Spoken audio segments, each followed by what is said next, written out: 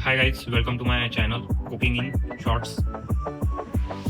Guys, आजचा आपला बेत आहे तुरीची डाळ आणि राईस. त्यासाठी आपण 1 पाव किलो तुरीची डाळ घेतलेली आहे गाईज एका कढईमध्ये, आणि साधारण 2 ग्लास आपण पाणी टाकलेलं आहे. त्यासाठी आपण तेल आणलेलं आहे गाईज, अर्धा किलो रुपयाचं आणलेलं आहे गाईज, आणि अर्धा किलो तांदूळ आणलेला आहे बघू शकता. त्यानंतर आपण त्यात थोडं मीठ घातलेलं आहे गाईज. आता आपण त्यात थोडं तेल ॲड करू. प्रमाण तुम्हाला जेवढं लागेल तुम्ही तेवढं तेल घेऊ शकता. थोडंसं डाळ शिजण्यासाठी तेल घातलेलं आहे. आपण त्यामध्ये हळद आहे, साधारण अर्धा चम्मच आपण हळद घेतलेली आहे. कडू हळद आहे अर्धा चम्मच हळद टाकलेली आहे आपण त्यामध्ये.